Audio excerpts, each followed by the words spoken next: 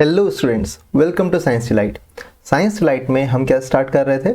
हमने life process शुरू किया था। तो लाइफ प्रोसेस में हमने अभी तक क्या कर दिया था उसका एक हल्का सा रिकॉल करते हैं, उसके बाद आगे शुरू करते हैं। देखो, लाइफ प्रोसेस में अगर आप देखेंगे तो एक नहीं बहुत सारी, क्योंकि लाइफ की प्रोसेसेस हैं, ठीक है। तो प्लांट लाइफ में भी होंगी, एनिमल लाइफ में भी होंगी। तो ये चैप्टर अपने आप में ही क्या है, बहुत ज़्यादा इंपॉर्टेंट है, क्योंकि it consist of very large number of processes. उसमें डाइजेशन है, रेस्पिरेशन है, फोटोसिंथेसिस है, प्लांट्स में जितनी भी चीज़ें हो रही हैं, एनिमल्स की जितनी भी चीज़ें हो रही हैं।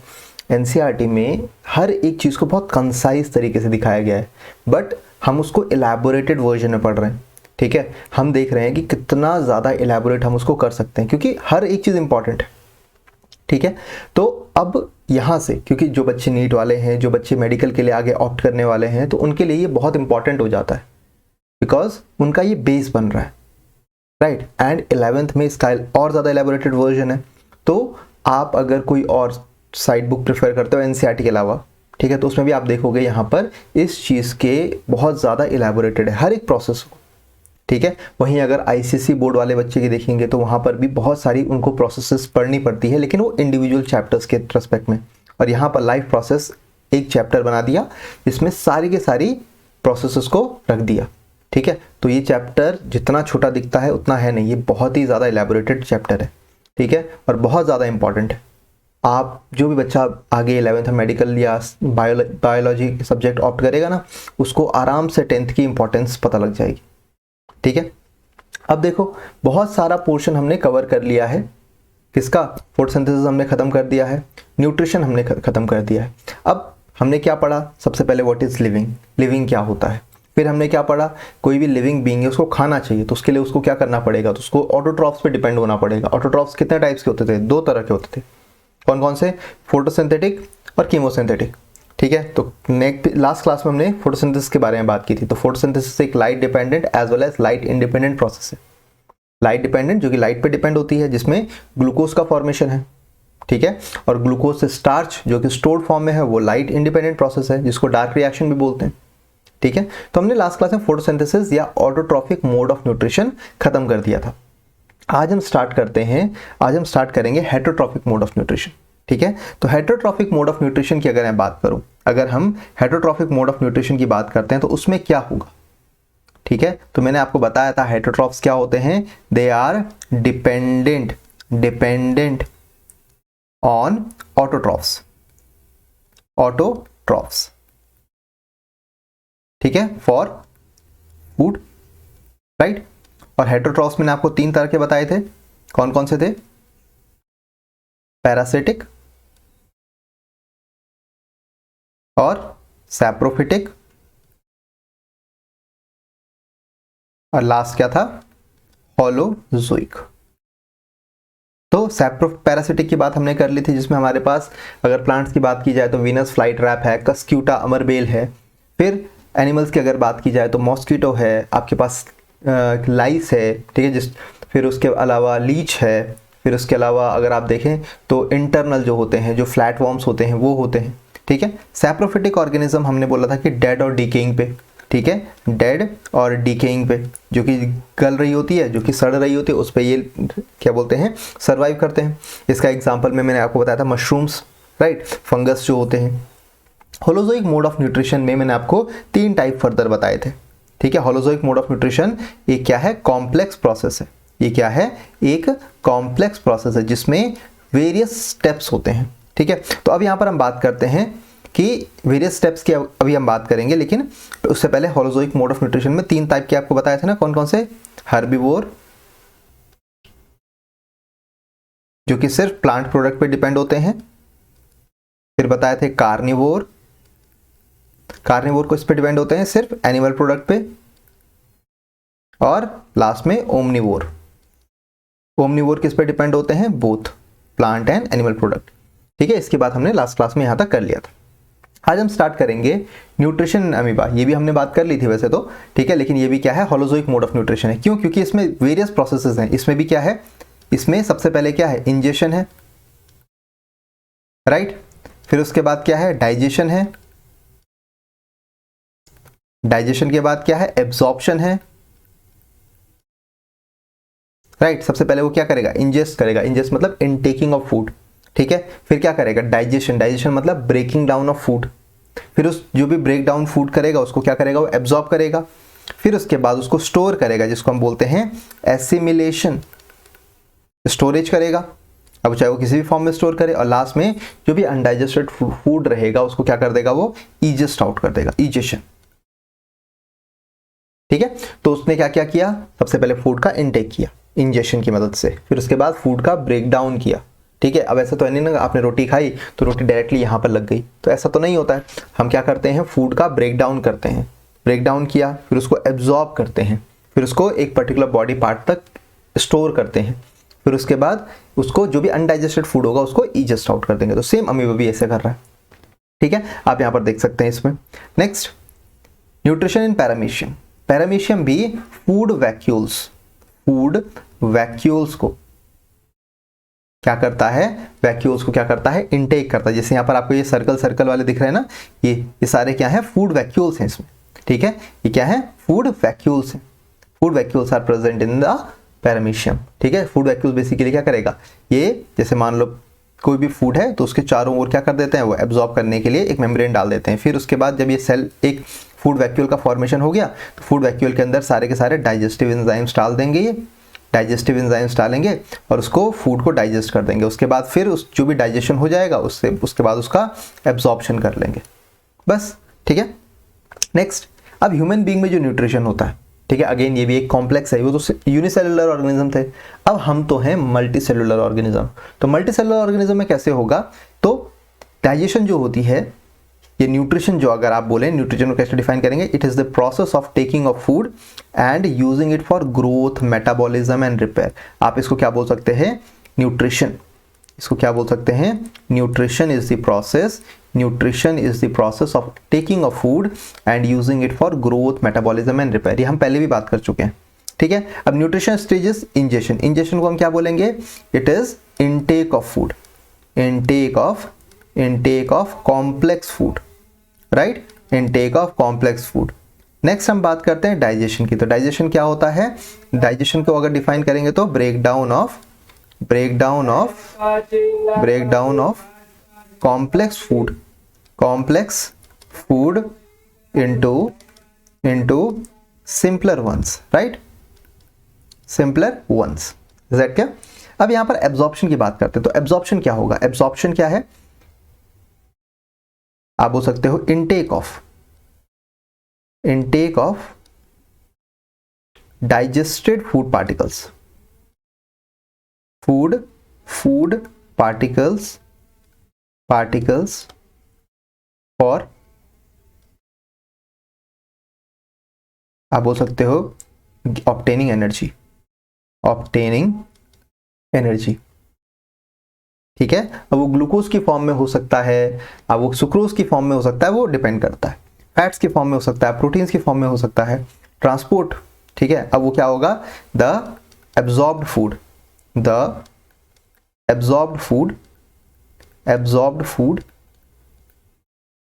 क्या होगा, is transported to various part of the body, right, okay. Next, assimilation, storage है basically, storage of absorbed food particle, ठीक है। और लास्ट में इजेशन मतलब द अनडाइजेस्टेड जो था या अनएब्जॉर्ब्ड फूड पार्टिकल उसे क्या करते हैं, इज थ्रोन आउट, उस प्रोसेस को हम क्या बोलते हैं, इजेशन बोलते हैं, ठीक है। सिंपल सी प्रोसेसेस हैं, इंजेशन, डाइजेशन, एब्जॉर्प्शन, ट्रांसपोर्ट, फिर एसिमिलेशन और फिर लास्ट में क्या था, इजेशन, ठीक है। अब हमें ये प्रोसेसेस बहुत ज़्यादा कॉम्प्लिकेटेड लेवल पे होती हैं। देखो, एक यूनिसेलुलर है तो उसमें रेस्पिरेशन डाइजेशन जो होता है वो सेलुलर होता है, ठीक है। लेकिन हमारी बॉडी में जो डाइजेशन होता है वो एक्स्ट्रा सेलुलर होता है। देखो, डाइजेशन भी आप बोल सकते हो दो टाइप के होते हैं, ठीक है। डाइजेशन भी दो टाइप के होते हैं, एक होता है इंटरसेल्यूलर डाइजेशन और एक होता है intracellular digestion. Intracellular digestion generally unicellular में होता है। यूनिसेल्यूलर जैसे कि अमीबा, जैसे कि पैरामीशियम, मतलब सेल के अंदर डाइजेशन होगा, ठीक है। लेकिन इंटरसेल्यूलर डाइजेशन में अगर मैं बात करूं तो यहां पर एक स्पेशलाइज्ड ऑर्गन होंगे, स्पेशलाइज्ड ऑर्गन होंगे फॉर डाइजेशन, जैसे कि मैमल्स बोल दो ऐसे, ठीक है। मैमल्स में सब कुछ आ जाएगा, राइट, मैमल्स आ गए। अब नेक्स्ट हम बात करते हैं डाइजेस्टिव सिस्टम की। तो डाइजेस्टिव सिस्टम बेसिकली एक तरह का क्या है, ऑर्गन सिस्टम है। क्या है ये, ऑर्गन सिस्टम है, which is responsible for breakdown of food, breakdown of complex food into simpler molecules, right. Simpler molecules में, चाहे वो अब वो मॉलिक्यूल्स आपके ग्लूकोज की फॉर्म में हो, कार्बोहाइड्रेट की फॉर्म में हो, एज कंपेयर टू रोटी, तो वो मॉलिक्यूल क्या होंगे, काफी ज्यादा सिंपलर होंगे, ठीक है। अगर आप रोटी से स्टार्च निकाल रहे हो या ग्लूकोज निकाल रहे हो, फैट्स निकाल रहे हो, या कोई भी फूड पार्टिकल से प्रोटीन निकाल रहे हो, तो एज कंपेयर टू प्रोटीन का स्ट्रक्चर उस फूड पार्टिकल के स्ट्रक्चर के कंपैरिजन में क्या है, काफी सिंपलर है। तो उसको एब्जॉर्ब करना बॉडी के लिए क्या है, आसान है, ठीक है। तो ये डाइजेशन है। डाइजेस्टिव सिस्टम में क्या क्या है आपको पता ही दिख रहा होगा यहाँ पर, ठीक है। सबसे पहले कहाँ से शुरू होता है, माउथ से। सबसे पहले कहाँ से शुरू होता है, माउथ के बाद ईसोफेगस के बाद स्टमक के बाद आता है स्मॉल इंटेस्टाइन के बाद आता है लार्ज इंटेस्टाइन। अब स्मॉल इंटेस्टाइन में कौन पार्टिसिपेट करता है, लीवर और पैनक्रियास जनरली। और लास्ट में जो फूड होता है वो यहाँ से रेक्टम से बाहर आ जाता है, ठीक है। तो ये सिंपल सी जनरल प्रोसेसेस की अगर हमने बात की, ठीक है, तो यहां पर आप इसको यहां पर बोल सकते हो रेक्टम, ठीक है, रेक्टम, राइट, रेक्टम बोल सकते हो। नेक्स्ट आगे बढ़ते हैं। अब डाइजेशन की बात करते हैं। डाइजेशन, तो डाइजेशन क्या है, digestion is defined as any change which makes the food soluble and such chemical nature that can be absorb, मतलब खाने को इस तरह से कन्वर्ट किया जाए कि उसको एब्जॉर्ब करना आसान हो जाए, बस थ्रू मेम्ब्रेन्स, ठीक है। फिर डाइजेशन को ऐसे भी डिफाइन कर सकते हैं और करके, ठीक है। डाइजेशन इज द डिसइंटीग्रेशन मतलब बेसिकली इसका मतलब होता है ब्रेक डाउन, ठीक है, disintegration of naturally occurring food stuff into diffusible form, जो कि हमारे बॉडी में एब्जॉर्ब हो जाए। बेसिकली वही चीज हो रही है, कॉम्प्लेक्स फूड को सिंपलर वंस में कन्वर्ट कर दो और उसको इनटेक कर लो, बस मतलब हमारी बॉडी में एब्जॉर्ब होनी चाहिए वो, ठीक है। नेक्स्ट देखते हैं कंपोनेंट ऑफ डाइजेस्टिव सिस्टम। देखो डाइजेस्टिव सिस्टम में दो कंपोनेंट है, एलिमेंट्री कैनाल और डाइजेस्टिव ग्लैंड्स। एलिमेंट्री कैनाल में आपके पास पूरा का पूरा एक ट्यूब लाइक स्ट्रक्चर आएगा, क्योंकि माउथ से स्टार्ट होता है और एनस तक खत्म होता है, ये रेक्टम तक खत्म होता है, ठीक है। लेकिन डाइजेस्टिव ग्लैंड्स में हमारे पास डिफरेंट टाइप्स ग्लैंड्स हैं। माउथ में कुछ ग्लैंड्स हैं, स्टमक में कुछ ग्लैंड्स हैं, फिर पैनक्रियाज है, आपका डाइजेस्टिव है, सॉरी आपका लीवर है, ठीक है। तो डिफरेंट ग्लैंड्स हैं which are responsible for digestion of food, which helps in digestion of food particles, right. अब देखो एंजाइम्स क्या है, एंजाइम्स क्या होते हैं, ठीक। तो एंजाइम्स की अगर मैं बात करता हूं, wait for a minute,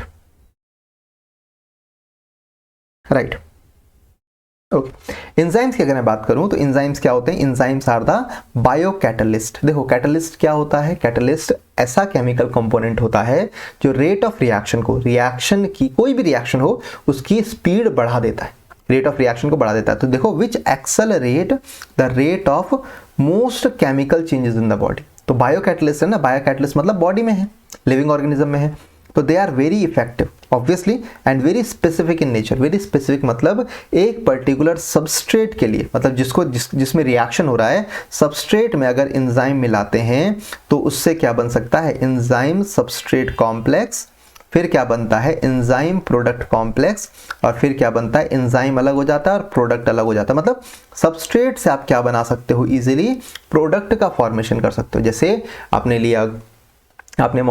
normally लिया स्टार्च ले लिया, ठीक है, स्टार्च को ग्लूकोज में कन्वर्ट कर दिया, ठीक है, ब्रेक डाउन किया ना स्टार्च का। तो वही चीज अगर मैं बात करता हूं एंजाइम्स में, ठीक है। अब जैसे सेल्यूलोज है, तो सेल्यूलोज को डाइजेस्ट करने के लिए सेल्यूलेज आ जाता है। कार्बोहाइड्रेट्स हैं तो कार्बोहाइड्रेट को डाइजेस्ट करने के लिए कार्बोहाइड्रेज आ जाएंगे। प्रोटीन है तो प्रोटीएज आ जाएंगे। तो वो सब एंजाइम्स होते हैं जो कि किसी भी सबस्ट्रेट को यानी किसी भी केमिकल को ब्रेक डाउन करते हैं। They are release in very small amount. ठीक है, आपकी बॉडी में एंजाइम रिलीज होते हैं लेकिन उनका अमाउंट क्या होता है, ट्रेसेस में होता है। ठीक है, नेक्स्ट प्रोटीन्स, ये जनरली क्या होता है, प्रोटीनेशियस नेचर के होते हैं। Next they are effective at particular pH. Obviously body का, जैसे मान लो स्टमक में है, ठीक है, तो स्टमक में पेप्सिन होता है एक एंजाइम, ठीक है, वो प्रोटीन का ब्रेक डाउन करता है लेकिन वो एसिडिक पीएच में काम करता है। ठीक है, वो एसिडिक पीएच में काम करता है, तो पर्टिकुलर पीएच में होना चाहिए। ठीक, next narrow range of temperature. अब बॉडी का टेम्परेचर भी आपको पता है, बॉडी का टेम्परेचर कितना होता है, नॉर्मल 37, 38, 39, ठीक है, बुखार आया तो 40, 41, ठीक है, 40, 41 तक जाएगा, तो उसी रेंज में वो काम करता है। ऐसा नहीं कि आपका बॉडी का टेम्परेचर 100 डिग्री सेल्सियस है तो आपकी बॉडी में काम करेगा, जिंदा ही नहीं बचोगे। ठीक है, इसलिए तो बॉडी हायर टेम्परेचर में सर्वाइव करना मुश्किल हो जाता है या एक्सट्रीम लो कंडीशन में सर्वाइव करना मुश्किल हो जाता है। क्यों? क्योंकि बॉडी उसके हिसाब से वर्क नहीं कर पाती। ठीक है, आगे बढ़ते हैं। देखो alimentary canal and digestive glands. तो एलिमेंट्री कैनाल की अगर मैं बात करूं तो एलिमेंट्री कैनाल बेसिकली एक तरह की क्या है, मस्कुलर ट्यूब है जो कि स्टार्ट होती है कहां से, माउथ से स्टार्ट होती है। कहां से स्टार्ट होती है, माउथ से, और खत्म कहां पर होती है, एनस पे। It is about 9 metre long, ठीक है, अप्रोक्सीमेटली है। ठीक है, next digestive glands are located in various region of digestive tubes.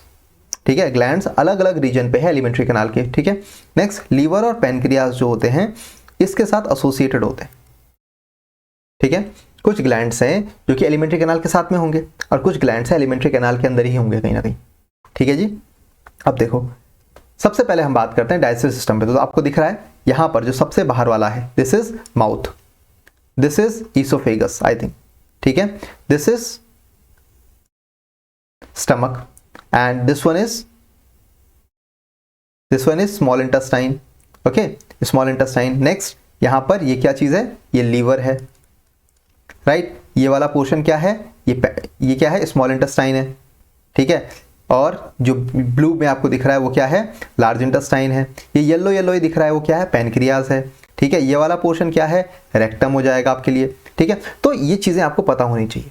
Next सबसे पहले हम बात करते हैं माउथ से स्टार्ट करते हैं। एलिमेंट्री कैनाल शुरू कहां से होती है, माउथ से शुरू होती है। तो माउथ में सबसे पहले देखो यहां पर अपर लिप है, ये गम है। ठीक है, गम। नेक्स्ट ये क्या है, हार्ड पैलेट, जो ऊपर का ये वाला रीजन होता है, हार्ड पैलेट। ठीक है, फिर सॉफ्ट पैलेट, थोड़ा पीछे जाओगे सॉफ्ट पैलेट है। ठीक है, नेक्स्ट वुल्वा, ये है UVULA। ठीक है, वुल्वा बोल दो, कुछ बोल दो। ठीक है, ये क्या करता है, it helps in swallowing of food.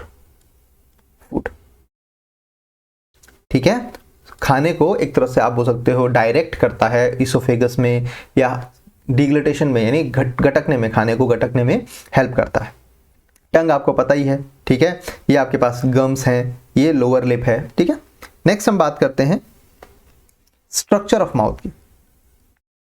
ठीक है, स्ट्रक्चर ऑफ माउथ की अगर मैं बात करता हूं तो माउथ कैविटी क्या है, एक स्पेस है जहां पर खाने को चबाया जाता है, स्लाइवा के साथ मिक्स किया जाता है, मिक्स्ड विद फूड।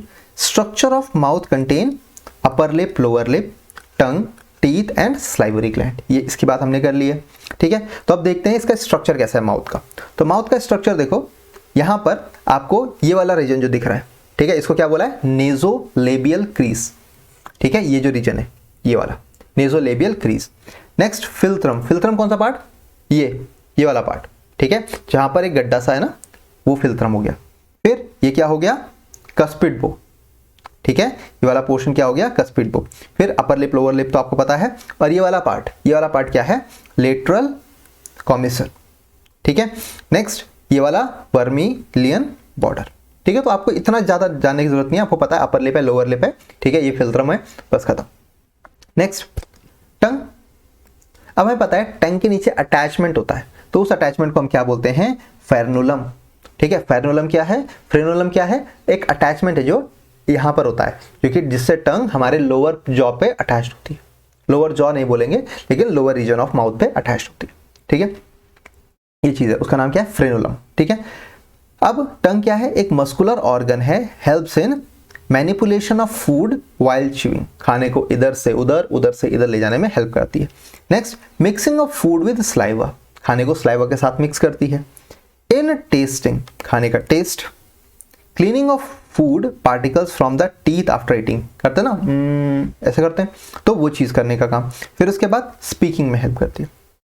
ठीक है, देखो टंग के लिए हम बोलते हैं ना, कभी कभी आपने देखा होगा कि यहाँ पर टंग जो है, ठीक है, आपको बोलने में तो मदद करती है, ठीक है, लेकिन साथ में अगर आप बोलेंगे कि जो कभी कभी बोला जाता है टंग में आपके पास क्या होते हैं, बहुत सारे टेस्ट बर्ड्स होते हैं, ठीक है, जिससे हमें खाना और स्वादिष्ट लगता है, ऑब्वियस सी बात है।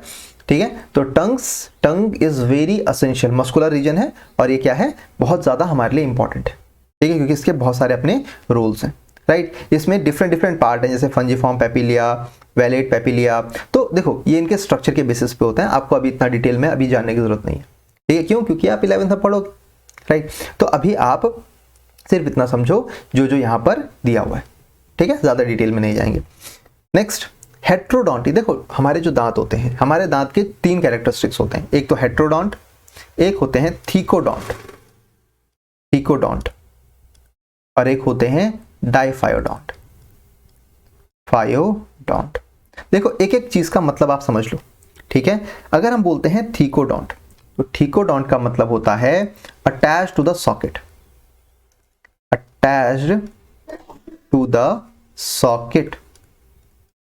ठीक है, मतलब हमारे जो दांत हैं वो हमारे लोअर और अपर जॉ के सॉकेट में, एक पर्टिकुलर सॉकेट है वहां पर, उसमें अटैच्ड है, तो उसको बोला जाता है थीकोडोंट। हेट्रोडोंट मतलब डिफरेंट टाइप की टीथ है, डिफरेंट शेप के या डिफरेंट टाइप के टीथ है according to their functions, okay.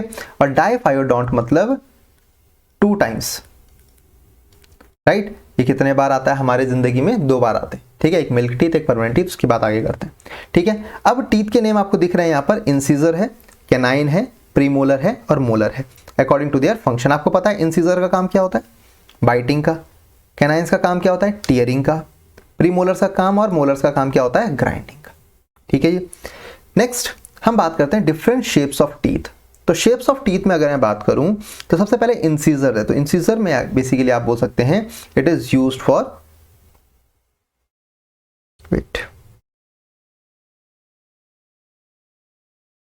Incisors are used for biting and cutting, ठीक है, खाने को काटने के लिए बेसिकली, ठीक है, कट करने के लिए। Canines are used for holding and tearing, ठीक है। अगर आप देखते हैं जो ग्रेजर्स होते हैं, ग्रेजर्स मतलब जो गोट हो गई, काव हो गई, तो उनमें इंसिजर्स कट करने वाले टीथ काफी ज्यादा आगे होते हैं एज कम्पेयर टू, ताकि वो खाने को चबा सकें, घास को चबा सकें और मजबूत भी होते हैं। लेकिन अगर मैं बात करूं जो कार्निवोरस होते हैं उनमें कैनाइंस, जैसे आपने देखा होगा डॉग देख लो, कैट देख लो, टाइगर देख लो, लायन देख लो, तो उनमें कैनाइंस बहुत बड़े होते हैं, खाने को चीरने के लिए, फ्लैश को चीरने के लिए, टीयर करने के लिए, ठीक है, तो होल्ड करने के लिए उसके लिए इंपॉर्टेंट होता है, ठीक है। नेक्स्ट प्रीमोलर्स की अगर मैं बात करूँ तो ग्राइंडिंग और क्रशिंग ऑफ फूड में हेल्प करते हैं। मोलर्स की अगर मैं बात करूँ तो grinding and crushing of food में ये भी हेल्प करते हैं। और लास्ट आपका विजडम टीथ है, विजडम टीथ पता है ना, अक्लदाड़ बोलते हैं इसको, ठीक है, जो लास्ट में होता है, ठीक है। तो ये विजडम टीथ से, जैसे पहले बोला जाता था कि विजडम टीथ से इंटेलिजेंस का कोई फर्क है, ठीक है, तो पहली बात यह है कि विजडम टीथ से इंटेलिजेंस का कोई लेना देना नहीं है, ठीक है। बस ये फर्क है कि ये मैच्योरिटी, मतलब जब इंसान मैच्योर हो जाता है, 18, 19, 20, 21 साल का हो जाता है, तब ये विजडम टीथ आने शुरू होते हैं, ठीक है, इसलिए इसको विजडम टीथ बोला जाता है, बस और कोई रीजन नहीं है इसमें, ठीक है, कि वो उस टाइम आएंगे जब इंसान पूरी तरह से मैच्योर हो जाएगा, ठीक है, इसलिए इसको अकलदाड़ बोली जाती है, और कोई रीजन नहीं है कि इससे इंटेलिजेंस बढ़ती है। तो इंटेलिजेंस बढ़ने का और विजडम टीथ का कोई आपस में लेना देना नहीं है, ठीक है।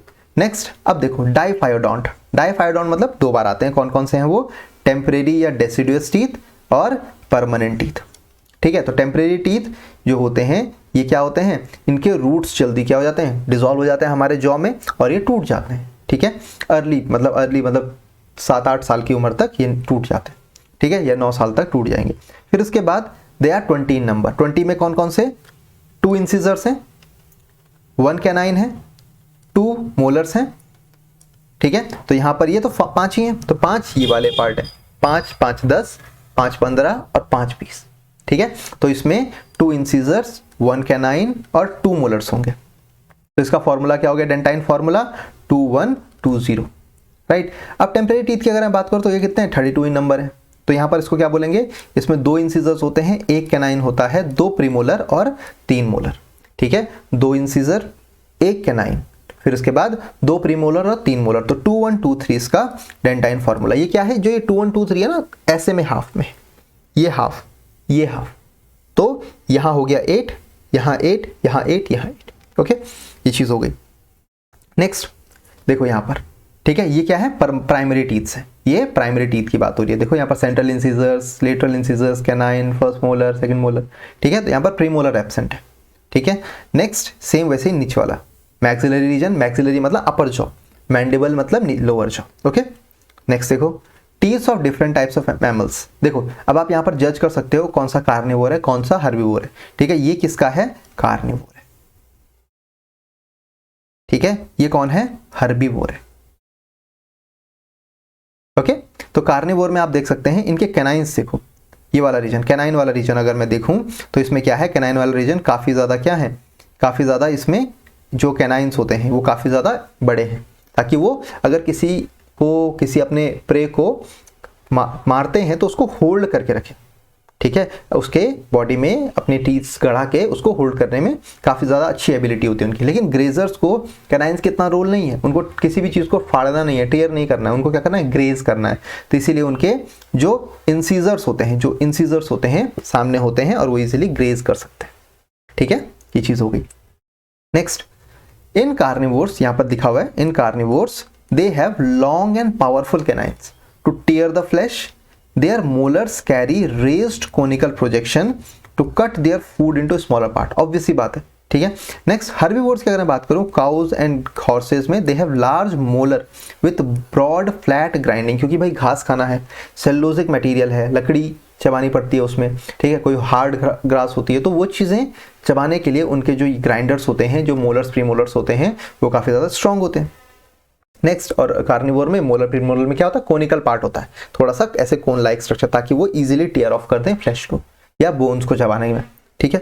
नेक्स्ट अगर मैं बात करूं टीथ की, तो स्ट्रक्चर ऑफ टूथ की अगर मैं बात करता हूं तो जनरल स्ट्रक्चर में लगभग सभी टाइप में एक ही तरह का होता है, जनरल स्ट्रक्चर उनका टाइप का सेम ही होगा। जैसे कि उसमें सबसे ऊपर वाला पार्ट क्राउन होगा, फिर जो दिख रहा है आपको, जो दांत दिखते हैं आपको, वो कैसे हैं, क्राउन वाला पार्ट जो दिखता है, व्हाइट वाला पोर्शन, और जो रूट होता है, ठीक है, वो कहां पर एम्बेडेड होता है, सॉकेट में, इसलिए तो मैंने उसको कहा था थीकोडॉन्ट बोलते हैं, अगर सॉकेट में एम्बेडेड हो तो थीकोडॉन्ट बोला जाता है, ठीक है।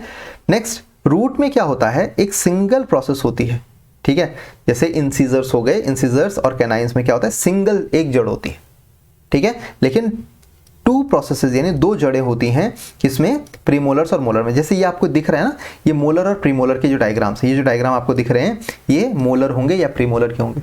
लेकिन अगर ये वाला डायग्राम आप देखते हो तो ये या तो इंसिजर होगा या कैनाइन होगा, ठीक है। वो उसके टॉप मोस्ट स्ट्रक्चर पे आप देख सकते हैं कि ये वाला पार्ट जो है कैनाइन जैसा ही लग रहा है टीयरिंग के लिए, ठीक है। तो यहाँ पर आप देख सकते हो कि जो क्या क्या बोला हमने, 2 रीजन होते हैं, ठीक है। एक अपर पार्ट जो क्राउन वाला रीजन होता है, लोअर पार्ट रूट वाला रीजन होता है। जो क्राउन वाला रीजन होता है वो इजीली सबका लगभग पूरा जो नॉर्मल स्ट्रक्चर होता है किसी भी टीथ का वो सेम ही होता है, क्राउन रूट, ठीक है। लेकिन अगर मैं बात करता हूँ उनकी रूट वाले पोर्शन की, तो रूट वाले पोर्शन में जो इंसिजर्स होते हैं और जो कैनाइंस होते हैं, उनमें तो सिर्फ एक ही होती है, एक ही जड़ होती है, ठीक है, एक ही प्रोसेस होती है, एक ही फैंग्स होते हैं, ठीक है। लेकिन अगर मैं बात करता हूँ किसकी, मोलर्स की या प्रीमोलर्स की, तो उसमें 2 फैंग्स होते हैं, जड़ें होती हैं, बस और कुछ नहीं। अब देखो नेक जो होती है क्राउन के और रूट के जस्ट पहले, neck is slightly constricted between the roots and the crown, okay. Enamel और ivory is the material which covers the crown, ठीक है। जो व्हाइट आपको दिख रहा होता है वो इनेमल होता है। ये क्या है, हार्डेस्ट सब्सटेंस है बॉडी का।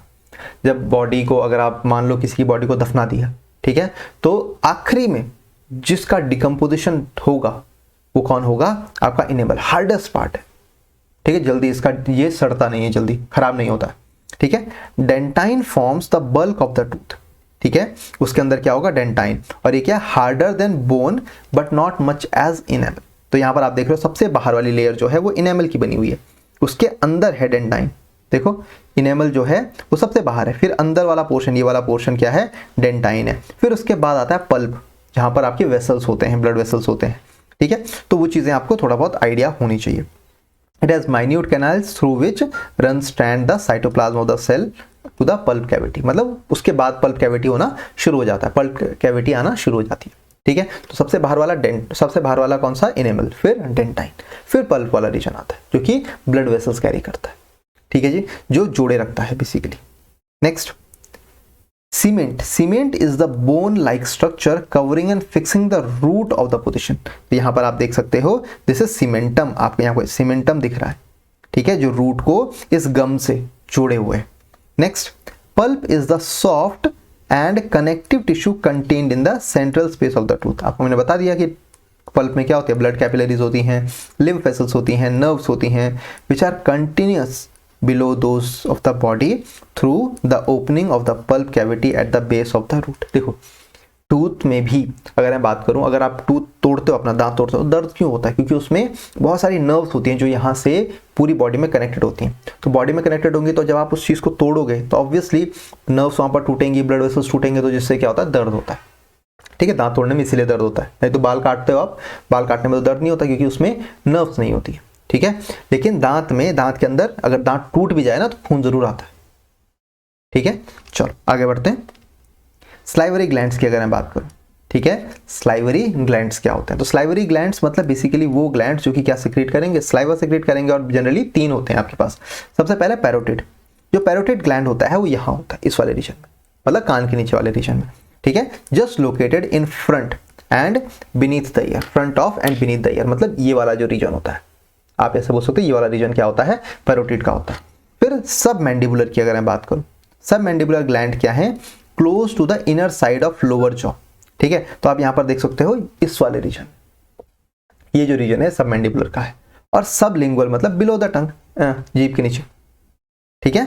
चलो नेक्स्ट, स्लाइवा जो होता है, ठीक है, स्लाइवा जो है वो small quantity of saliva her time में निकलता रहता है, आपको पता ही है।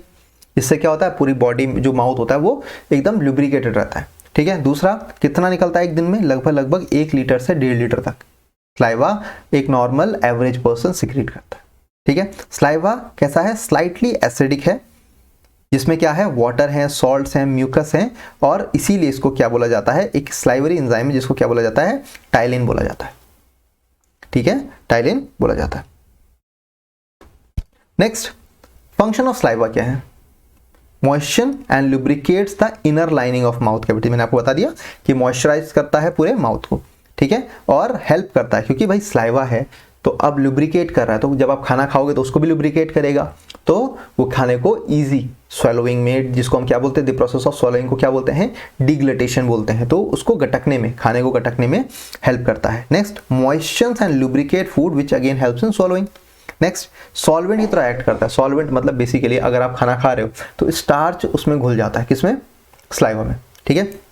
Next, formation of bolus. अब बोलस क्या टर्म है, बोलस मतलब होता है फूड किसके साथ मिला हुआ है, स्लाइवा के साथ मिला हुआ है, ठीक है, उसे हम बोलस बोलते हैं। तो next, digestion of starch, enzyme ptyalin convert starch into maltose, ठीक है। तो यहां पर हम बात करते हैं कि स्टार्च जो है, स्टार्च जो है यहां पर, स्टार्च जो है वो टाइलिन की प्रेजेंस में, टाइलिन बोल दो, या इसी को हम बोलते हैं स्लाइवरी अमाइलेज, अमाइलेज की प्रेजेंस में किस में कन्वर्ट हो जाता है, माल्टोज में कन्वर्ट हो जाता है, ठीक है, माल्टोज में उसको कन्वर्ट कर देता है। Last, clean the mouth and destroy germs और water balance in the body, मतलब जब आपका पानी नहीं पियोगे आप तो बॉडी में वाटर की कमी होगी, तो स्लाइवा ज़्यादा सिक्रेट होता है ताकि माउथ ड्राई ना हो, ठीक है, ये चीज़, तो थर्स्ट फील तभी होती है। नेक्स्ट, स्वेलोइंग, यहाँ पर देखो कितने अच्छे से एनिमेशन है आपके पास। अब जब भी आप चीज़ें स्वेल कर रहे हो तो tongues helps in the swallowing of food, ठीक है। फिर उसके बाद the back part of the roof of the mouth cavity closes the opening between throat and nasal passage.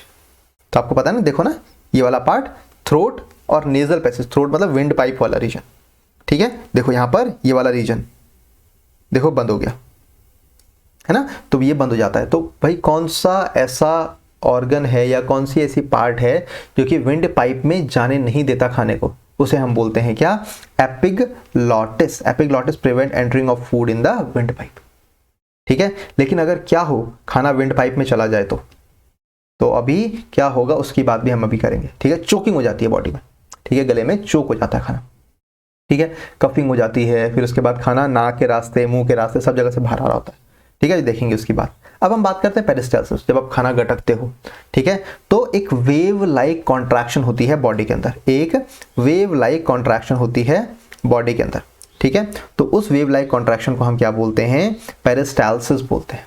तो पेरिस्टाल्सिस क्या है, is a wave like constriction caused by the circular muscles of the out pushing force the food to the alimentary canal. मतलब एक out pushing force है जो कि क्या करती है, खाने को एलिमेंट्री कैनाल के अंदर पुश कर रही होती है। देखो this is the wave like, okay, this is the wave like process, जिसको हम क्या बोलते हैं, पेरिस्टाल्सिस बोलते हैं, ठीक है जी। Peristalsis occurs through all region of the gut, ठीक है, स्मॉल इंटेस्टाइन में देख लो, लार्ज इंटेस्टाइन में देख लो, ठीक है, आपके ईसोफेगस में देख लो, हर जगह पे क्या होती है, पेरिस्टाल्सिस, मतलब वेव लाइक, ठीक है। तो वेव लाइक जो होती है, जो कॉन्ट्रैक्शन रिलैक्सेशन, उसको हमने पेरिस्टाल्सिस बोल दिया, ठीक है। Mucus secreted by all the region of the gut is slimy fluid which lubricate the food. Obvious सी बात है, क्योंकि खाने को स्लिपरी जितना ज्यादा बनाओगे उसका ट्रैवल उतना ही आसान हो जाता है बॉडी में, ठीक है। नेक्स्ट, अगर फूड गलत जगह चला गया तो by any chance food you swallow get into the windpipe, अगर चला गया तो क्या होगा, there an immediate coughing to forcibly throw out the wrongly entered substance. तो उसको बाहर निकालने की कोशिश करेगा। तो देखो यहाँ पर बाहर निकालेगा तो जहां रास्ता मिलेगा वहां से बाहर, तो नाक से बाहर, मुंह से बाहर, ठीक है, तो ये वाला रीजन हो जाता है, ठीक है जी। तो कफिंग होनी शुरू हो जाती है, राइट। नेक्स्ट, अगर मैं बात करूं, आगे बात करते हैं इसमें,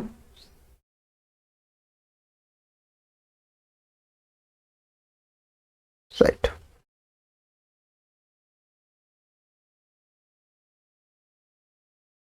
वेट,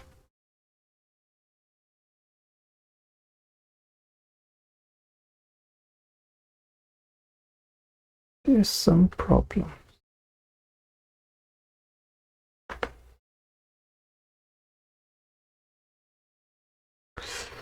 Wait.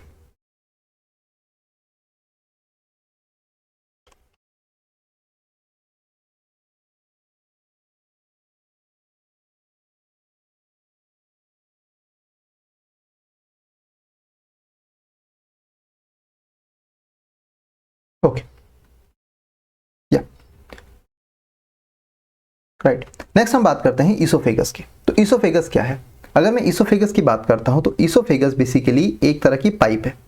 ईसोफेगस क्या है, एक तरह की पाइप है, ठीक है, एक तरह की ट्यूब है which simply conduct food from throat to stomach, ठीक है। अब ये वाला जो रीजन आपको दिख रहा है, ये वाला रीजन, ठीक है, वहां पर क्या प्रेजेंट होते हैं, स्पिंक्टर प्रेजेंट होते हैं, जिसको क्या बोला गया है, लोअर, या आप बोल सकते हो गैस्ट्रो इसोफेगल स्पिंक्टर बोल सकते हैं, या लोअर इसोफेगल स्पिंक्टर बोल सकते हैं, ठीक है। ये क्या करता है, खाना आपने खाया, गैस्ट्रो इसोफेगल स्पिंक्टर या लोअर इसोफेगल स्पिंक्टर क्या करता है, आपने खाना जैसे ही खाया तो खाना पेट में चला जाएगा, लेकिन to prevent the entry of food again in the oesophagus, तो वहां पर वो क्या हो जाता है, बंद कर देता है अपने आप को, ये स्पिंक्टर आपस में क्या कर देते हैं, बंद कर देते हैं, ताकि खाना ऊपर ना आए। और जो इसोफेगस होते हैं उसमें कोई भी डाइजेस्टिव एंजाइम्स नहीं होता है। तो हम बात करते हैं स्टमक में। तो स्टमक में देखो दो तरह के स्पिंक्टर्स होंगे, एक तो आपके पास यहां पर होगा और एक यहां पर होगा, ठीक है। इसको हमने क्या बोला, लोअर इसोफेजियल स्पिंक्टर, ठीक है। और ये दूसरा क्या है, ये वाला स्पिंक्टर जो स्टमक के नीचे है उसको हमने क्या बोला, पाइलोरिक स्पिंक्टर, ठीक है। तो स्टमक में दो तरह के, एक तो खाना यहां से पेट में जाए तो वापस ना आए, ठीक है। अगर खाना मान लो बाहर आ जाता है तो क्या होता है, वॉमिटिंग हो जाती है। तो वॉमिटिंग क्यों होती है, उसको हम बोलते हैं गैस्ट्रो इसोफेगल रिफ्लेक्स, ठीक है, रिफ्लक्स हो जाता है एक तरह से, ठीक है। Next, it is an, stomach क्या है, इलास्टिक बैग है, कैसा शेप का होता है, जे शेप है। It is a J shape elastic bag like structure located below the diaphragm.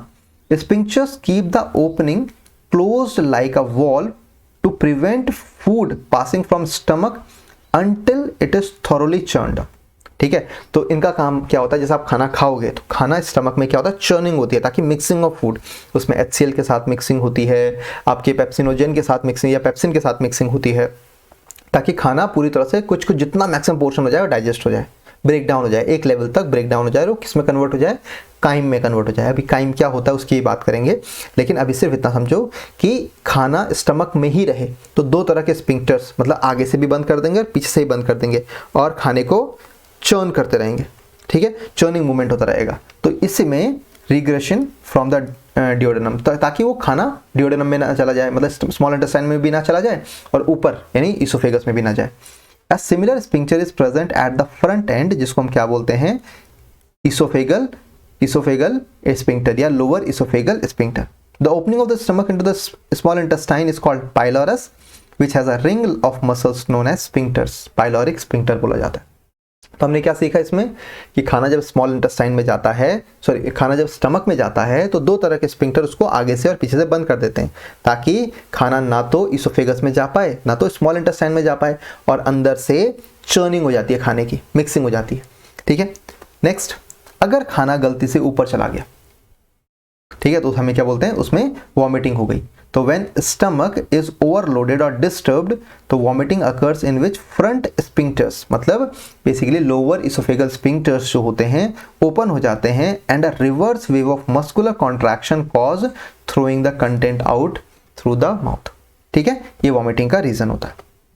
Next, अब गैस्ट्रिक जूस की बात करते हैं, क्योंकि पेट में अब खाना डाइजेस्ट होना है, तो पेट में खाना कैसे डाइजेस्ट होगा, तो उसके लिए गैस्ट्रिक जूस होता है। Gastric juice is secreted by inner lining of the stomach, ठीक है, इनर लाइनिंग। ये कैसा होता है, कलरलेस होता है, हाईली एसिडिक होता है क्योंकि उसमें HCl होता है, ठीक है, containing water, some salt, HCl, this is very very important, and enzyme is known as pepsin, ठीक है। HCl की प्रेजेंस में ही पेप्सिन क्या होता है, फॉर्म होता है, किससे, पेप्सिनोजन से, राइट। फंक्शन ऑफ एसिड क्या है, तो एसिड के फंक्शन क्या है, पहले तो इट किल्स द जर्म, तो देखो यहाँ पर जर्म आया तो जर्म क्या हो गया, एसिड में जाते ही वो जर्म्स को क्या कर देगा, फूड के साथ जो भी जर्म्स मिक्स होंगे उसको खत्म कर देगा along with the food. It activate pepsin to act on the protein, मतलब बेसिकली होता क्या ना, हमारी बॉडी में पहले से पेप्सिनोजेन होता है, ठीक है, जो कि क्या होता है, इनएक्टिव फॉर्म में होता है। तो जैसे ही जो हमारे स्टमक की लाइनिंग होती है वो HCl रिलीज करती है, राइट, तो पेप्सिनोजेन किस में कन्वर्ट हो जाता है, पेप्सिन में कन्वर्ट हो जाता है। किस में कन्वर्ट हो जाता है, पेप्सिन। और पेप्सिन का काम क्या है, पेप्सिन का काम है प्रोटीन को पेप्सिन क्या करता है, पेप्सिन क्या करता है, पेप्टाइड्स में तोड़ता है, पेप्टाइड्स में तोड़ता है, या जिसको ऐसे बोल सकते हैं पॉलीपेप्टाइड्स में तोड़ता है, ठीक है, पेप्टाइड्स या पॉलीपेप्टाइड में प्रोटीन की अमीनो एसिड की लंबी सी चेन को पेप्टाइड चेन बोलते हैं, ठीक है। तो pepsin is secreted as pepsinogen which is then change to pepsin by the acid, और पेप्सिन क्या करता है, प्रोटीन को डाइजेस्ट करता है पेप्टाइड्स में, ठीक है।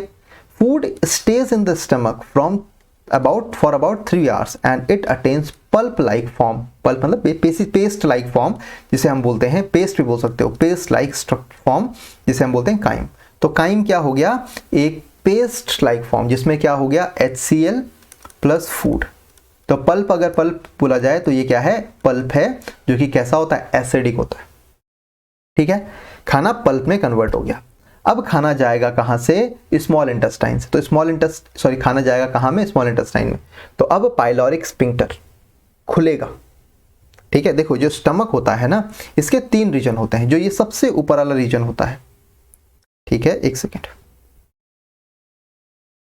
ठीक है, ये होता है कार्डियक, ये होता है फंडिक रीजन,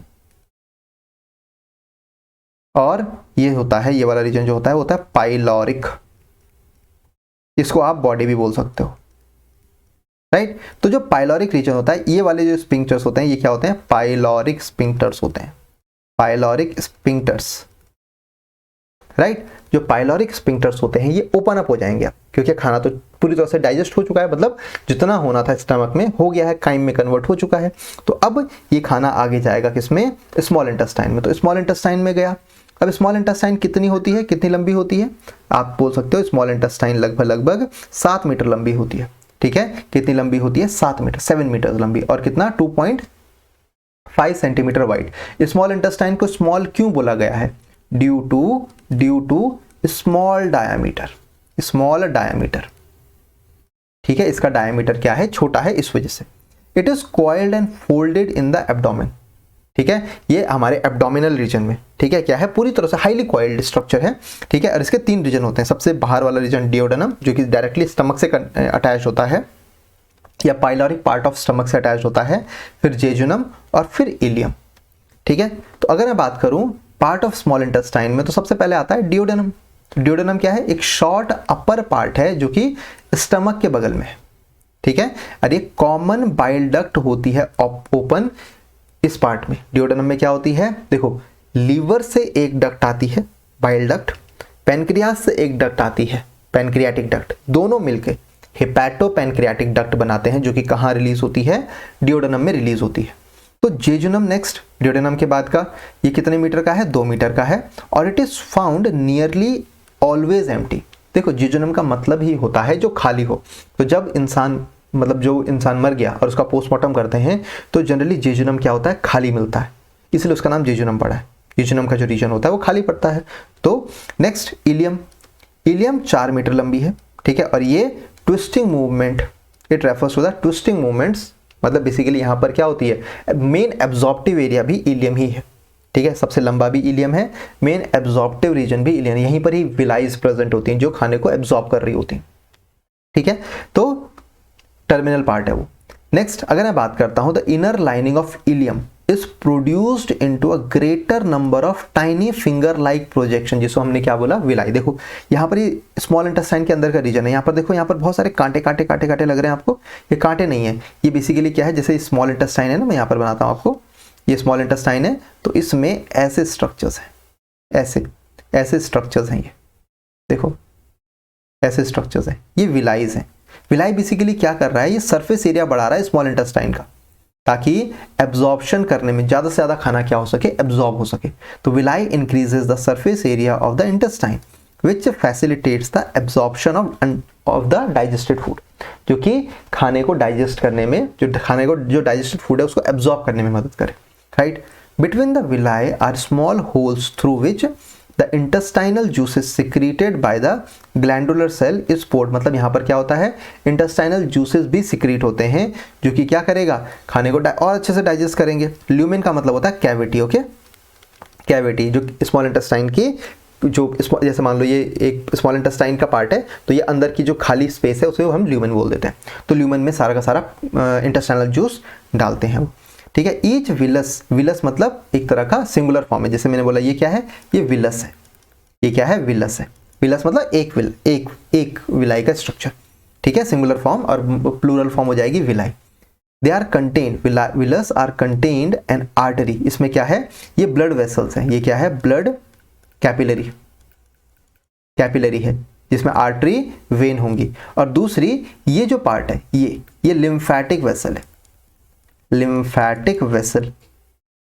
ब्लड, जो ब्लड कैपिलरीज होती हैं वो क्या करती हैं, वो कार्बोहाइड्रेट प्रोटीन को एब्जॉर्ब कर रही होती हैं, लेकिन जो आपकी लैक्टल डक्ट होती है, या जिसको हम लिम्फेटिक डक्ट बोलते हैं, ये क्या करती है, ये फैट को एक्यूमुलेट कर रही होती है, एब्जॉर्ब कर रही होती है, ठीक है जी। नेक्स्ट इसको हम क्या बोलते हैं, लैक्टल, जो लिम्फेटिक वेसल होती है उसे हम क्या बोलते हैं, लैक्टल डक्ट, ठीक है जी। नेक्स्ट अब डाइजेस्टिव जूसेस की बात करते हैं स्मॉल इंटेस्टाइन में, इसमें डाइजेस्टिव जूसेस इन स्मॉल, ठीक है, digestive juices in small intestine. अगर मैं बात करता हूँ इस केस में, the small intestine serve both for digestion and absorption, digestion के लिए भी और एब्जॉर्प्शन के लिए भी। वो कैसे, ये 2 तरह के डाइजेस्टिव जूसेस एब्जॉर्ब कर ले रही होती है, बाइल जूस और पैनक्रियाटिक जूस, ये एक्सेप्ट करती है बाहर से, लेकिन उसके अंदर भी तो एक रिलीज हो रहा है, दैट इज इंटेस्टाइनल जूस, जो कि उसके अंदर रिलीज हो रहा है। तो भाई बाइल कौन सिक्रीट करता है, बाइल प्रोड्यूस करता है लीवर, ये बाइल के लिए रेस्पॉन्सिबल है, लीवर, ठीक है। लीवर हमारी बॉडी का लार्जेस्ट ग्लैंड है, ठीक है। और लीवर के लिए एक खास बात आप ये भी याद रखना, liver have the ability to regenerate. मान लो आपने लीवर को डोनेट कर दिया किसी को, थोड़ा अपना पोर्शन 20% भी लीवर डोनेट कर दिया आपने, या 30% 50% लीवर डोनेट कर दिया, तो liver within 6 to 8 month में आपका लीवर वापस से रीजनरेट कर जाएगा, ठीक है। तो लीवर रीजनरेट कर जाता है आपकी बॉडी में, इकलौता ऐसा ऑर्गन है जो कि रीजनरेट करता है। नेक्स्ट अब हम बात करते हैं बाइल जूस की, तो लीवर क्या सिक्रीट करता है, बाइल। ठीक है, अभी बात करेंगे बाइल की कि इसका काम इमल्सिफिकेशन ऑफ फैट होता है और क्या क्या होता है, उसकी बात हम बाद में करेंगे। फिर नेक्स्ट है पैनक्रियाटिक जूस। पैनक्रियाटिक जूस कौन निकालता है भाई, पैनक्रियाज निकालता है। ठीक है, नेक्स्ट पैनक्रियाज की भी एक खास बात है। पैनक्रियाज, आपने एक चीज पढ़ोगे आप या आप पढ़ लिया होगा कि पैनक्रियाज दो तरह का ग्लैंड की तरह काम करता है, एक एंडोक्राइन ग्लैंड की तरह, एंडोक्राइन की तरह भी करता है, और एक एक्सोक्राइन की तरह भी करता है। एंडोक्राइन और एक्सोक्राइन ग्लैंड्स क्या होते हैं, एंडोक्राइन ग्लैंड्स वो ग्लैंड्स होते हैं जो कि डायरेक्टली हार्मोन्स को या जो केमिकल मैसेंजर्स होते हैं उनको डायरेक्टली ब्लड में सिक्रीट करता है। ये डायरेक्टली, इनमें क्या होते हैं, डक्ट नहीं होते हैं, तो डक्ट लेस बोला जाता है इनको। तो ये डायरेक्टली हार्मोन या एंजाइम या केमिकल्स कहाँ सिक्रीट करते हैं, ब्लड में सिक्रीट करते हैं। तो एक्सोक्राइन की अगर मैं बात करूं तो इसमें डक्ट प्रेजेंट होती है, तो इसके लिए क्या होती है, पैनक्रियाटिक डक्ट होती है। तो ये क्या करते हैं, इनके पास डक्ट होती है तो डायरेक्टली अपने पर्टिकुलर रीजन तक डक्ट रिलीज कर देते हैं। जैसे लीवर है, लीवर क्या है, एक एक्सोक्राइन ग्लैंड है। क्यों, क्योंकि इसमें डक्ट प्रेजेंट है, बाइल डक्ट जिसे बोलते हैं या सिस्टिक डक्ट जिसे बोलते हैं। ठीक है, नेक्स्ट, अब बाइल की अगर मैं बात करूं, राइट, अगर मैं बाइल की बात करता हूं तो बाइल क्या है, बाइल एक येलोइश कलर का, आप यहां पर दिख रहा है ना, एक येलोइश ग्रीन कलर का वाटरी लिक्विड है जो कि लीवर प्रोड्यूस कर रहा है। ठीक है, आप फिर से देख सकते हैं, देखो ये लीवर जो है बाइल प्रोड्यूस कर रहा है यहाँ पर, राइट, और वो स्टोर भी हो रहा है कहाँ पर, स्टोर भी हो रहा है कहाँ पर, गॉल ब्लैडर में। अगर आपको फिर से देखना है तो देखो यहाँ पर, देखो ये तो इधर भी जा रहा है और ये इधर भी जा रहा है, तो यहाँ पर ये गॉल ब्लैडर में स्टोर भी हो रहा है। ठीक है, तो गॉल ब्लैडर में अगर स्टोर होगा तो वो थोड़े टाइम के लिए, गॉल ब्लैडर का काम क्या होता है, गॉल ब्लैडर का काम क्या होता है, ये टेम्पररी स्टोर करता है, temporary store the bile, stores the bile. पहला तो ये हो गया। फिर दूसरा क्या करता है, ये क्या करता है, कंसंट्रेट करता है बाइल को, कंसंट्रेट द बाइल। ठीक है, बाइल को कंसंट्रेट करने का काम करता है। ठीक है, और ज्यादा इफेक्टिव हो इसकी वजह से। ठीक है जी, नेक्स्ट हम बात करते हैं hepatic duct. Hepatic duct joined by the cystic duct. देखो हिपैटिक डक्ट होती है जो लीवर से आ रही है, this is hepatic duct. Okay, मैं थोड़ा सा इसको इरेज करता हूं, वेट करो। यहां पर मैं आपको हिपैटिक और पैनक्रियाटिक डक्ट दोनों ही दिखा देता हूं। ओके, यहां पर हर एक तरह की डक्ट आपको दिख जाएगी। देखो ये हो गई आपकी हिपैटिक डक्ट, ये वाली पार्ट हिपैटिक डक्ट है ये। हिपैटिक का मतलब होता है लीवर। ठीक है, डक्ट, और ये जो डक्ट है जो लीवर से आ रही है उसको बोलते हैं सिस्टिक डक्ट। ठीक है, जो गॉल ब्लैडर से आ रहा है, तो वो ये बोल रहा है द बाइल में the hepatic duct is joined by cystic duct to form common bile duct. तो ये जो पार्ट है, ये जो रीजन है, ये बोलेंगे कॉमन बाइल डक्ट है, कॉमन बाइल डक्ट है, राइट। तो ये सीधा कहां खुलेगा, डिओडेनम में खुलेगा। तो बाइल में flow directly into the duodenum और it get temporarily stored in the gall bladder. Colour of the bile, अब बाइल का कलर दो तरह के केमिकल से बदलता है, एक बिलिविरिडीन और एक बिलिरुबिन। देखो क्या होता है ना, जब आपको जॉइंटिस होता है, जॉइंटिस मतलब पीलिया, ठीक है, तो जॉइंटिस में जो सबसे ज्यादा इफेक्टिव, सबसे पहले इफेक्टिव जो ऑर्गन होता है वो होता है लीवर। ठीक है, तो लीवर के फंक्शन में गड़बड़ी हो जाती है। अब लीवर के फंक्शन में गड़बड़ी होगी तो बिलिविरिडीन और बिलिरुबिन दो तरह के जो एंजाइम होते हैं बहुत ज्यादा अमाउंट में रिलीज होता है, जिससे आपका पूरा शरीर क्या हो जाता है, पीला पड़ जाता है। तो उस वजह से पीलिया होता है आपको। अब रंग पीला होता है, जो नेल्स पीले हो जाते हैं, आंखों में पीलापन आता है, तो वो लीवर में बिलिरुबिन और बिलिविरिडीन की वजह से होता है। Produced by break down of dead and worn out red blood cell, जो कि कैसे प्रोड्यूस होते हैं, रेड ब्लड सेल्स, डेड और break down red blood cell से प्रोड्यूस होते हैं। Next, bile contain lot of sodium bicarbonate. मतलब अब बोला कि बाइल कैसा है भाई, ये बेसिक नेचर का है, which neutralises the acidic content of the food. जो स्टमक से फूड आ रहा था वो कैसा था, एसिडिक था, तो उस वजह से receive from the stomach and makes it alkaline to enable pancreatic duct and intestinal enzyme to act. ठीक है, पैनक्रियाटिक उससे क्या होता है, इंटेस्टाइन जो पैनक्रियाटिक और क्या बोलते हैं आपके इंटेस्टाइनल एंजाइम्स ताकि इजीली एक्ट कर सकें, इसलिए वो क्या करता है, वो मीडियम को न्यूट्रलाइज कर देता है, वो मीडियम को क्या कर देता है, न्यूट्रलाइज कर देता है। Is that clear? ठीक है, आई होप इतनी बात आपको क्लियर होगी। नेक्स्ट, बाइल का एक और काम होता है, ठीक है, जब तक यहाँ पर सॉर्ट आउट होता है थोड़ा टेक्निकल इशू, मैं आपको बता देता हूँ। बाइल का एक और काम होता है जिसे हम बोलते हैं इमल्सिफिकेशन ऑफ फैट। ठीक है। इमल्सिफिकेशन का मतलब क्या होता है? इमल्सिफिकेशन का मतलब होता है ब्रेक डाउन ऑफ फैट्स। ये क्या करता है? फैट्स का ब्रेक डाउन कर रहा होता है। कौन? आपका बाइल। बाइल क्या करता है? फैट्स का ब्रेक डाउन करता है। ठीक है, बस हो गया काम। Bile helps in break down of fat. तो आप इसमें ये भी लिख सकते हो कि bile help in break down of fat. Okay, right.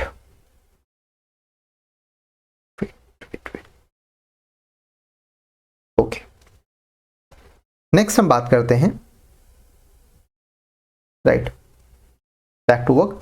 तो अभी तक हमने क्या बोला कि जो खाना है आपके पास वो कहां पर है? बाइल में। ठीक है, तो यहां पर क्या हुआ? तो जो गॉल ब्लैडर था, गॉल ब्लैडर में क्या हुआ था? बाइल स्टोर हुआ था। बाइल स्टोर हुआ था। अब बाइल स्टोर हुआ, जिस वजह से बाइल जैसे स्टोर हुआ तो उसने क्या किया? कंसंट्रेट किया, कंसंट्रेटेड हो गया वो। ठीक है, और इसका काम क्या है? इसके दो काम मैंने आपको बताए। एक तो neutralises acidic food, acidic chyme, right, ताकि उस पे पैनक्रियाटिक जूस और इंटेस्टाइनल जूसेस एक्ट कर सकें। दूसरा, वो इमल्सिफाई करता है, इमल्सिफाई द फैट, फैट को फैट ग्लोब्यूल्स में तोड़ देता है। ठीक है, या फैटी एसिड और ग्लिसरॉल में तोड़ देता है। तो अगर मैं बात करता हूं पैनक्रियाटिक जूस की, तो पैनक्रियाटिक जूस कौन रिलीज करता है? पैनक्रियाज रिलीज करता है। पैनक्रियाज होते कहां पर हैं? ये बिहाइंड द स्टमक आपको दिख रहा है।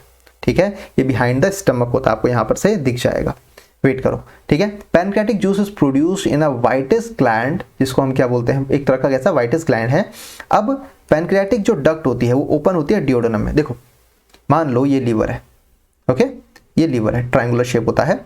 ये आपका ये आपका स्टमक है और स्टमक के पीछे ये पैनक्रियाज है। ओके, तो लीवर से आता है आपके पास दो तरह के। लीवर में क्या प्रेजेंट होता है? ये होता है आपके पास लीवर में, ये गॉल ब्लैडर है मान लो। ठीक है, एक रफ डायग्राम बना रहा हूं। ठीक है, अब देखो, यहां से लीवर से एक डक्ट आई जिसको हमने क्या बोला? Hepatic duct. इसको हमने क्या बोला? ये हिपैटिक है। ठीक है, फिर यहां से एक डक्ट आई जिसे हमने क्या बोला? सिस्टिक डक्ट है। ठीक है, फिर यहां से हमने बोला ये कॉमन बाइल डक्ट है, राइट। फिर ये जो बाइल डक्ट है ये तो डिओडेनम में जानी चाहिए, ये डिओडेनम में जाएगी। तो यहां से पैनक्रियाज से भी एक डक्ट आएगी, पैनक्रियाज से भी एक डक्ट आएगी जिसको हम बोलते हैं पैनक्रियाटिक डक्ट। तो पैनक्रियाटिक डक्ट पैनक्रियाटिक जूस लेके जाता है किसमें? डिओडेनम में। अब इसमें तीन तरह के एंजाइम्स होते हैं। एमाइलोप्सिन जो कि क्या करता है? लेफ्ट ओवर स्टार्च को डाइजेस्ट करता है मैल्टोज में। ठीक है, ट्रिप्सिन किस पर एक्ट करता है? जो रिमेनिंग प्रोटीन है, प्रोटीन को डाइजेस्ट तो किसने कर दिया था? पेप्सिन ने कर दिया था। अब जो बच गया वो ट्रिप्सिन ने किया और उसको पॉलीपेप्टाइड्स में तोड़ दिया। ठीक है, लास्ट बचता है स्टेप्सिन। स्टेप्सिन जो एक्ट करता है वो, अगर मैं बात करूं, वो इमल्सिफाई फैट और split them into fatty acid और ग्लिसरॉल।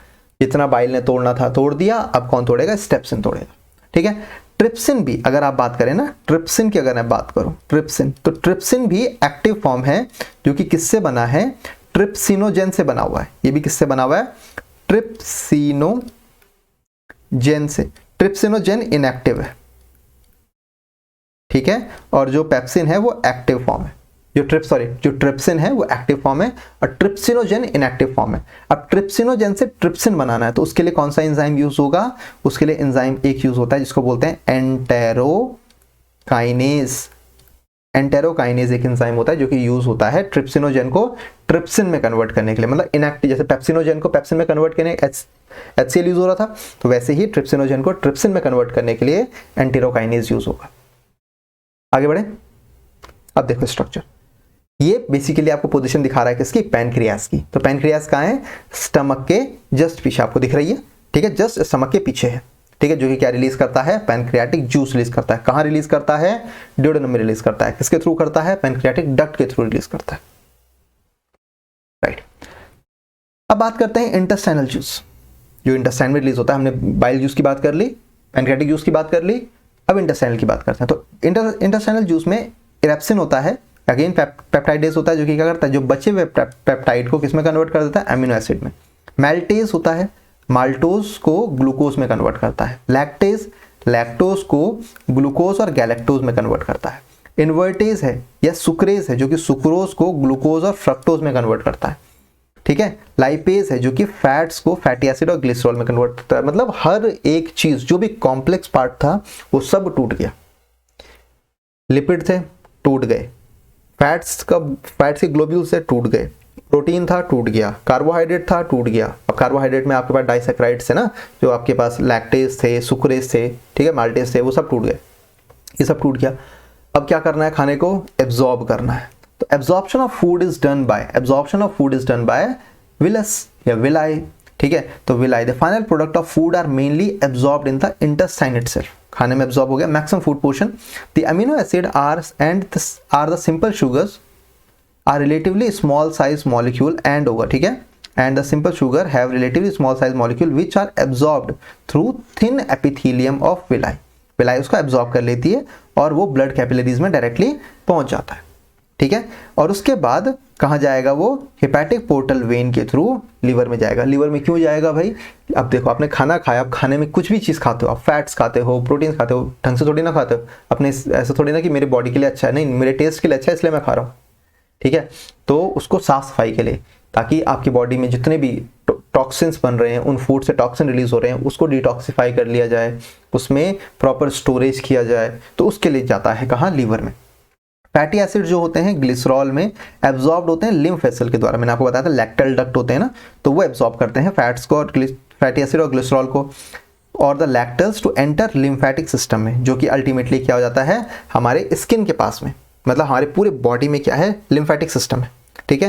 लिम्फेटिक सिस्टम हमारी मदद करता है बाहर से आने वाले जर्म से, इम्यून सिस्टम को स्ट्रॉन्ग बनाता है, बस आप ऐसे समझ लो इस चीज़ को, ठीक है। बाकी हम इसको लिम्फेटिक वेसल्स को अलग से सर्कुलेशन में पढ़ेंगे, ठीक है। तो हमारी बॉडी को इम्यून सिस्टम को बढ़ाता है, ठीक है। दूसरी बात, ये सारे के सारे हमारे ब्लड स्ट्रीम में भी आ जाते हैं। अब जो लार्ज इंटेस्टाइन होती है, स्मॉल इंटेस्टाइन का काम हो गया कि उसने फूड एब्जॉर्ब कर लिया, फैटी एसिड्स जो आपके ग्लिसरॉल होते हैं वो लैक्टल डक्ट ने एब्जॉर्ब कर लिए, फिर आपके जो आपके कार्बोहाइड्रेट्स थे या ग्लूकोज थे, फ्रक्टोज थे या अमीनो एसिड्स थे, वो किसने डायरेक्ट ब्लड कैपिलरीज से लीवर में चले गए थ्रू हेपेटिक पोर्टल वेन।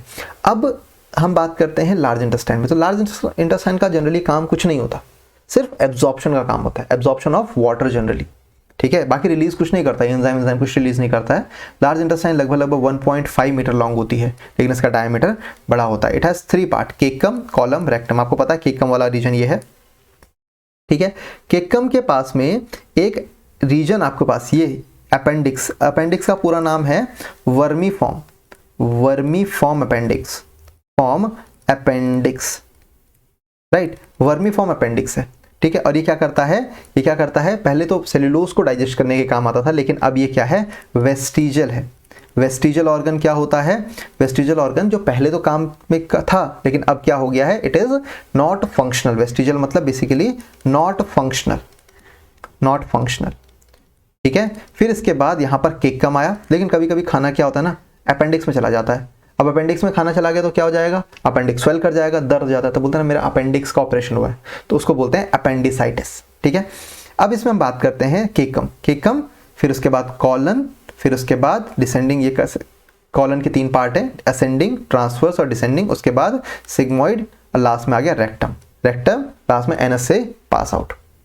तो देखो पार्ट ऑफ लार्ज इंटेस्टाइन में केकम जो होता है ये बाइंडिंग पाउच है, situated at the junction of small and large intestine. From its blind and project a narrow worms shape tube, जिसे हम क्या बोलते हैं, वर्मीफॉर्म अपेंडिक्स बोलते हैं, जो अब फंक्शनलेस है, ठीक है। इतना समझ में आया। नेक्स्ट कॉलन जो है ये मच ब्रॉडर है, as compared broader than ileum, and it is little more than a metre long, ठीक है। It passes up to the abdomen on the right and crosses the left just below the stomach and down to the left side। ये just एक reason है, तो आपको सिर्फ 3 reason पता होना चाहिए, केकम, कॉलम, रेक्टम। रेक्टम वाला रीजन जो होता है लास्ट पार्ट है about 15 centimetre long, which open up into anus, और एनस क्या करता है, इजेशन आउट कर देता है इन द फॉर्म ऑफ बोवल्स। बोवल्स क्या होते हैं, बोवल्स बेसिकली आप बोल सकते हो अनडाइजेस्टेड बोल दो, या अनएब्सॉर्ब्ड फूड बोल दो, मटेरियल्स, जिसको जो रेडी है इजेशन के लिए। फंक्शन क्या है लार्ज इंटेस्टाइन के?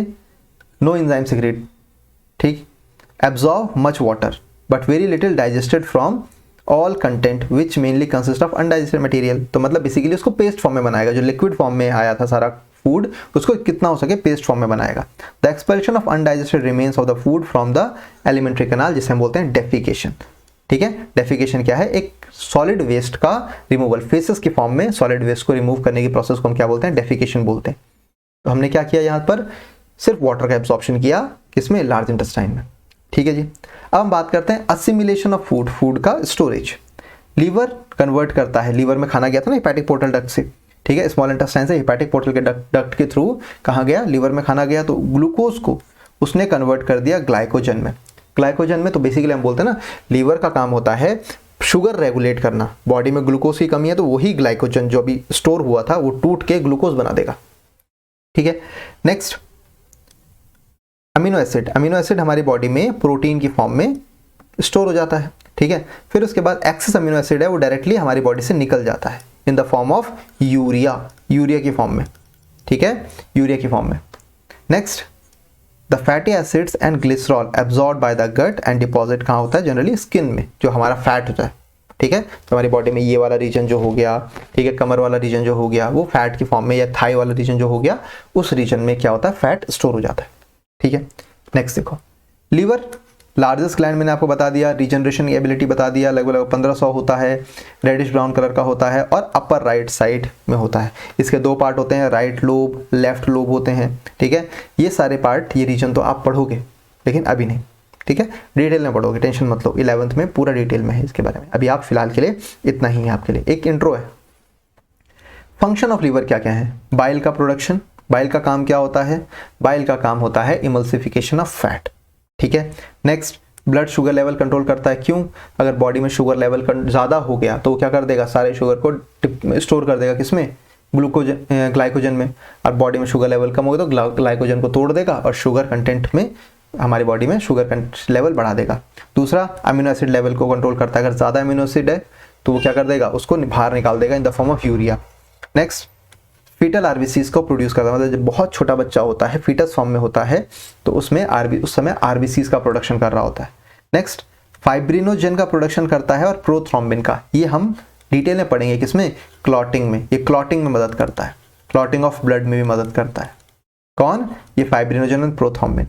दूसरा हेपेरिन प्रोड्यूस करता है। हेपेरिन का काम क्या होता है? ये एंटी कोएगुलेंट होता है, कोएगुलेंट।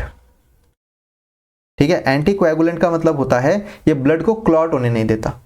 ठीक है, नहीं तो हमारी बॉडी में कंटिन्यूसली ब्लड फ्लो हो रहा है लेकिन क्लॉट तो नहीं होता, लेकिन ब्लड अगर थोड़ा सा बाहर गिर जाए तो जल्दी से क्लॉट हो जाता है। तो वही चीज़ ये एंटी कोएगुलेंट हेपेरिन।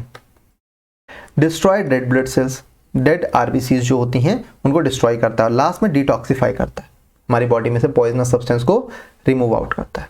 ठीक है, ये है फंक्शन ऑफ लीवर। ठीक है, यहाँ पर आपका डाइजेशन वाला पोर्शन खत्म हो गया, डाइजेशन वाला पोर्शन, डाइजेस्टिव सिस्टम खत्म हो गया। आई होप आपको अच्छा लगा होगा, समझ में आया होगा। अगर नहीं आया तो एक बार फिर देखना, रिवाइज करना, this is very very important. ठीक है, अगर आप आईसीएसई के स्टूडेंट हैं तो आप अलग से चैप्टर पढ़ सकते हैं, ये पूरा वही चैप्टर है। ठीक है, इसमें जितना हो सके मैं इन्फॉर्मेशन आपको प्रोवाइड कर सकता हूँ। एक्सेस देने का ज़रूरत नहीं है, वो आप पढ़ोगे, क्योंकि अगर जो बायो वाले स्टूडेंट नहीं है तो उनके लिए तो नीड नहीं पड़ेगी। ठीक है, लेकिन जो बायो वाले हैं उनके लिए तो बहुत ज़रूरी है। अब 10th के रेस्पेक्ट में तो सबको ज़रूरी है। ठीक है, तो इसको अच्छे से पढ़ो, रिवाइज करो, डाउट्स होते हैं कमेंट सेक्शन में डालो, कोशिश करूंगा कि मैं रिप्लाई कर दूं। ठीक है, कर दूंगा वैसे तो। ठीक है, चलो नेक्स्ट क्लास में मिलते हैं, तब तक के लिए पढ़ते रहो। Bye bye, take care.